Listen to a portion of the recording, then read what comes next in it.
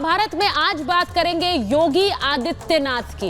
योगी आदित्यनाथ जिन्होंने जन्माष्टमी के मौके पर बड़ा बयान दिया, उन्होंने देश में एकता की बात कही, उन्होंने कहा बटेंगे तो कटेंगे। योगी आदित्यनाथ के इस बयान पर एक सियासी भूचाल आ गया है। बहुत से लोग कह रहे हैं कि योगी आदित्यनाथ हिंदुओं को एक होने की बात कह रहे हैं। योगी आदित्यनाथ ने कहा देश में वो हालत मत करो जो बांग्लादेश में हो रही है, क्योंकि अगर बटोगे तो बांग्लादेश जैसी हालत होगी। इस पर सियासी वार पलटवार हो रहा है। आज उसी पर कर रही हूं महाभारत के क्या योगी आदित्यनाथ ने जो संदेश दिया वो गलत है?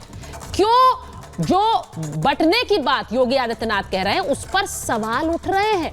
इसी के साथ साथ बात यह भी करूंगी कि धीरेन्द्र शास्त्री ने कैसे कह दिया है कि नाम के आगे हिंदू लगाओ। जो योगी आदित्यनाथ कह रहे हैं बटने वाली बात जिस पर वो प्रहार कर रहे हैं, क्या उसी का सुझाव दे रहे हैं धीरेन्द्र शास्त्री जब वो कह रहे हैं कि नाम के आगे हर कोई हिंदू लगाएगा? क्या यह मुमकिन है? आज इस पर भी महाभारत। और इसी के साथ साथ देवकी नंदन ठाकुर जो मथुरा में आज जन्माष्टमी की तैयारियां कर रहे हैं, उन्होंने कैसे बड़ा बयान दिया कि संसद के अंदर धर्माचार्य बैठे।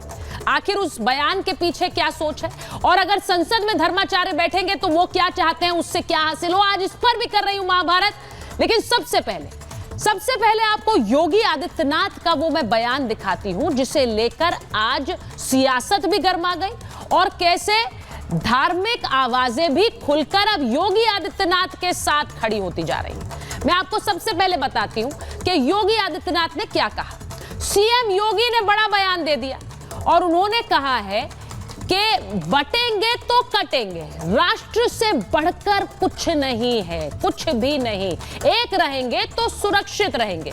जाति क्षेत्र के नाम पर बटना नहीं है। राष्ट्र सशक्त होगा जब हम एक होंगे। यानी बांग्लादेश वाली गलती नहीं होनी चाहिए, ये योगी आदित्यनाथ ने कह दिया है। बांग्लादेश में बट गए, इसीलिए वहां पर जो हो रहा है वो हो रहा है।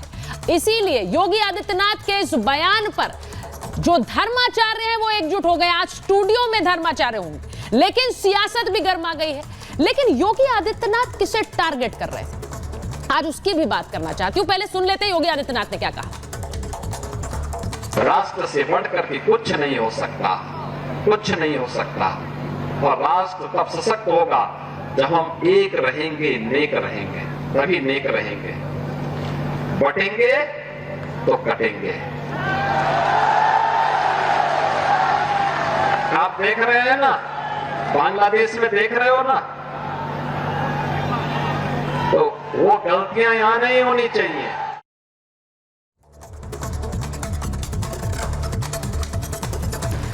अब योगी आदित्यनाथ जब कहते हैं कि बटेंगे तो कटेंगे, वो क्या कह रहे हैं? कौन इस देश में बांटने वाली सियासत कर रहा है? योगी आदित्यनाथ का सीधे सीधे हमला उन पर भी है। आपको दिखाती हूं कि क्या कह रहे हैं वो जब वो जातीय जनगणना के जरिए बांटने की बात करते हैं। क्योंकि जातीय जनगणना की मांग रोज इस देश में हो रही है, लेकिन उस जातीय जनगणना में आप हिंदू नहीं है, आप जनरल, ओबीसी, एससी, एसटी है, लेकिन आप हिंदू नहीं है।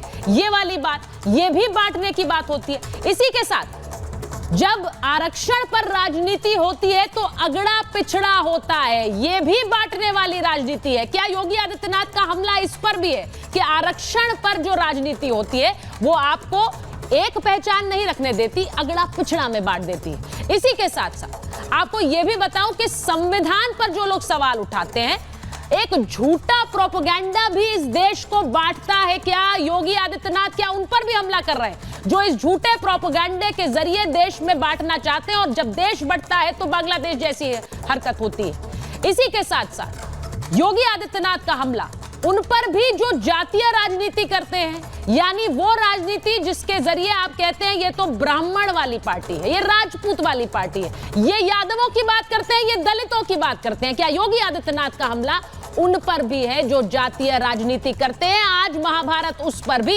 ये रिपोर्ट देख लीजिए, उसके बाद महाभारत।